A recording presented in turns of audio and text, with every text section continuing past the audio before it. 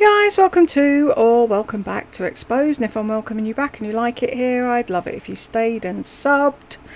Has Midlife Magic Monday died and gone away? Can we hope? Because she said something about doing makeup on the Monday. Because if she was going to go live, she should be going live today. Anyway, I said I'd have a go at her last live and see how long I can stomach it. So it's the I can't believe I said that live Q&A session. Is she actually going to have questions and answers with the people there?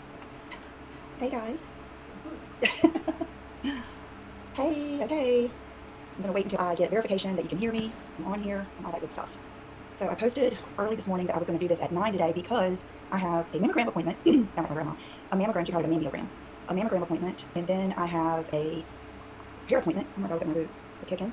And okay, I see thumbs up. I see 22 people here. Leave me a comment if you can to let me know. Oh, yay. Candle Michael. Hey. Candle Romance is here. Good morning. Okay. But yeah, sorry this is so early, but I'm the kind of person that likes to get my most important thing done first and then kind of go from there. And I was thinking, I don't want to have to worry about doing this later in the day in case something were to happen. And you just never know. So that's why I'm here. And so, yay, Rita, Liz, Mandy. Hey, Mandy.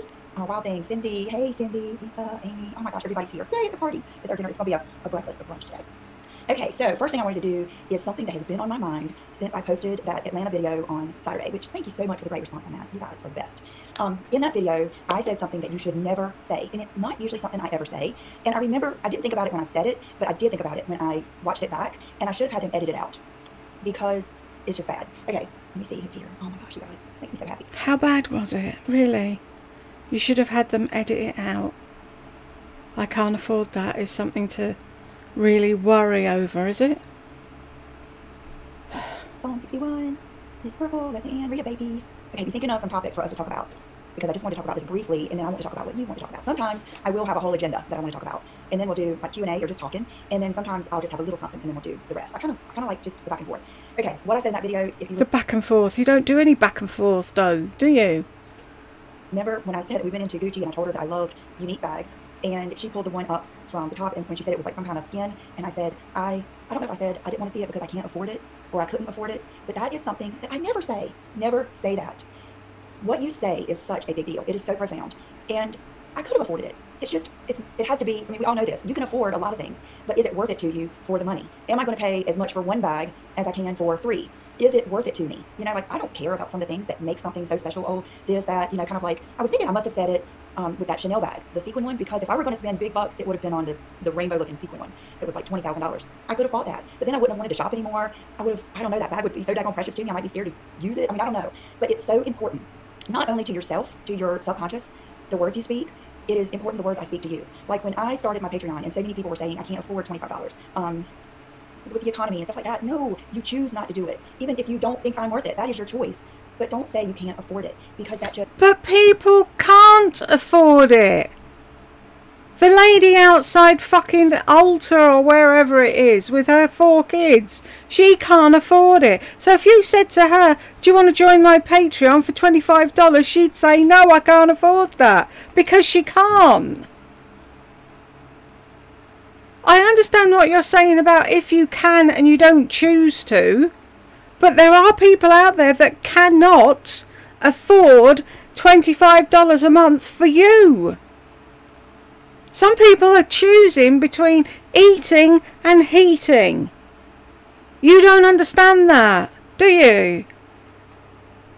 It does something to your psyche. And I was telling John this yesterday. We were at the pool, and we have our deep solve the world's problems discussions at the pool. And I told him about it because sure enough, someone sent me a DM and said, sorry, you couldn't afford that bag you wanted. And I was thinking, what bag was that? And I remembered saying it and being upset with myself. But then when I went back, I was like, I did get that bag that I said it about. The one bag that got away was the sequin one, and I just don't think it's worth that much money.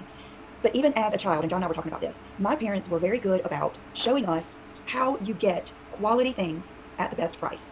And that's another thing. I wrote it down here. I was watching videos on this morning to talk to you about it. Just about your motivation and your mindset. It's ageless. It's something you can change immediately. It's something you should change. And it's something that you should change if you're saying that to your children and people around you. And like Steve Harvey said, stop saying... No, I've told my children, if there's something that they want in life, they work hard and they save, and when they've saved the money, then they get the thing that they want.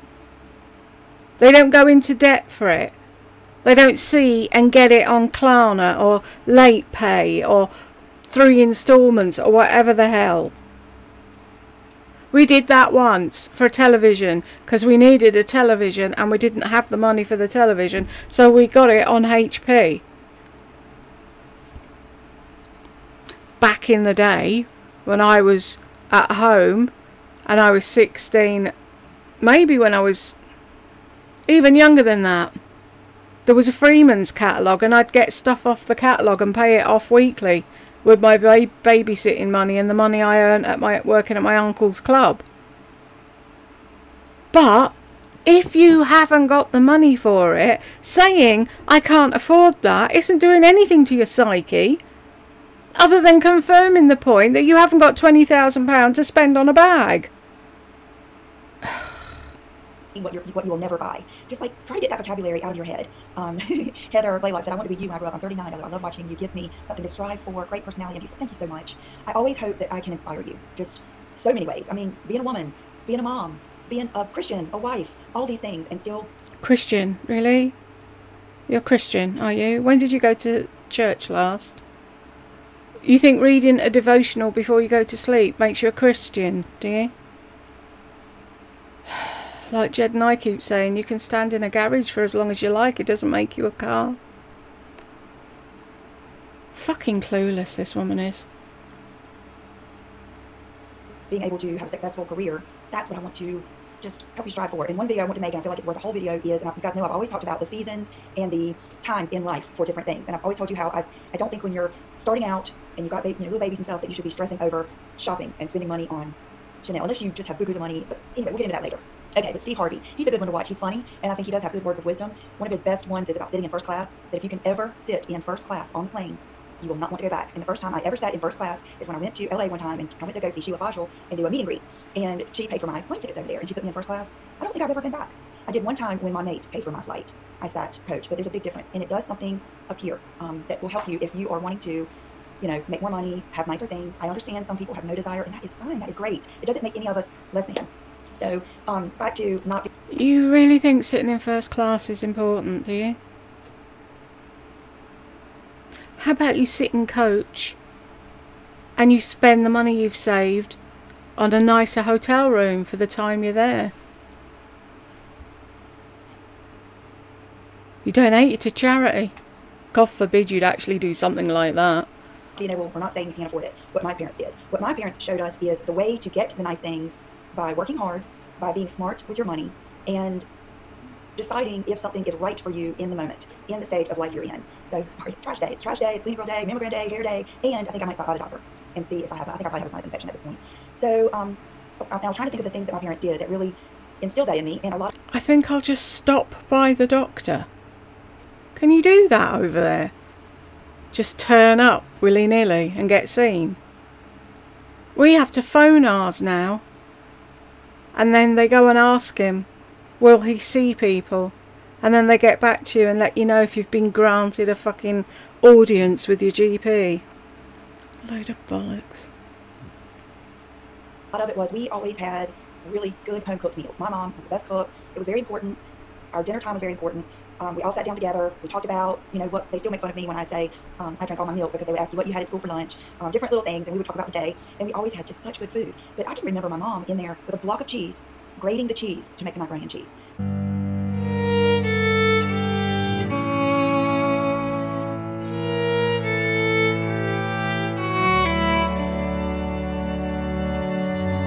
I can remember her buying the whole chicken. Oh, poor Mama had to grate cheese, did she? How much more of this am I going to be able to stomach? Chicken. We would boil the chickens and then pick it off the bone to make chicken salad. You know, I mean, we did things that might have been harder, more time consuming, but she could buy those things on sale, she could buy quality, and then we could have a good quality meal. And my parents still...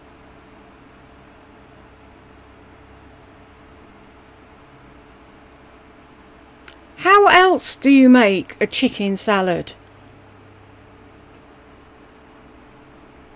Do you buy everything done for you? Are you one of those wankers that buys bags of fucking shredded lettuce?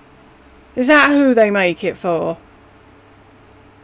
I remember the first time Jed and I saw grated cheese in the shop, and Jed was like, what fucking lazy bastard is doing? It's like, I know, really? How difficult is it to grate a bit of cheese? Oh, but you couldn't possibly do that with your widow nails and your widow hands, because you might cut yourself on the sharp grater. Really? How far are we in? 10 minutes. I'll give her 2 more. To this day, we'll go from grocery store to Costco, to the butcher, to wherever to find what's on sale. What kind of meat is on sale? Where do they have chickens on sale? You know, different things like that.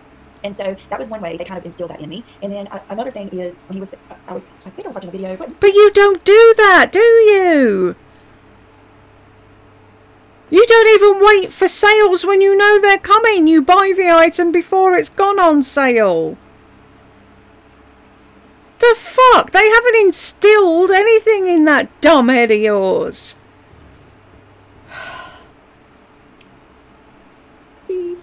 Yes, it was. When he said expose yourself to better things, a lot of this I am so grateful for, because we always had a nice car. Like my mom usually had like I got my license in a Volvo wagon. We had Volvos, we had BMW. My dad always had like a big dually diesel truck. It was his work truck. We had a nice house that they still live in. So we had a nice neighborhood. And they did what it took to get those, as in buying pre-owned, maybe buying a car that had a lot of miles on it, but my dad being in the car business and my whole family being in the car business, we knew people that could work on them. You know, different things like that. So I hope I'm making sense. But the main thing is, it's just kind of like your personal self-talk. Oh my God, okay. Oh, thank you, Marta. I'm blessed to be here with you. Carnivore for 3 weeks. Yay! You're getting to the really good part of it. But even your negative self-talk, we talked about that before. I will never be able to do this. With this economy, I can't afford to do this. Let me tell you, I'm not saying that the economy doesn't go up and down, you know, all this stuff, but you can succeed in this economy. There are plenty of people succeeding in this economy. You can be one of them. There are plenty of people succeeding that did not grow up as lucky as I grew up, that are making it. It's your decision. It's your decision. Take your power away from those things that...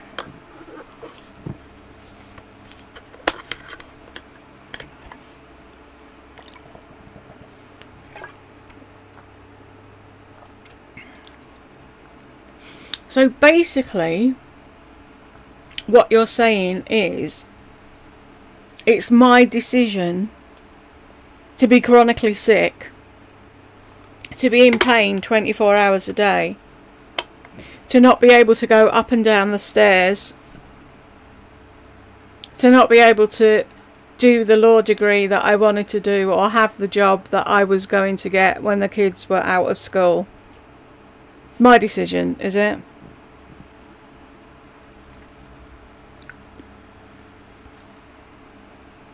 Sorry folks, I've reached my bottom. I've reached my limit with her. I just can not.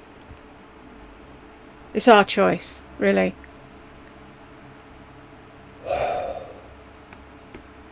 All I can say is you're lucky that I don't live in America. Sorry folks, if you wanted me to do the whole thing, I just can't. I really can't. I can't listen to that bollocks, all that self-help fucking nonsense that she goes on about. If she was in my situation, would she be on YouTube going on about how what a lucky girl she is, and how lucky she is, and how it's our decision not to do anything? Go fuck yourself, Lisa.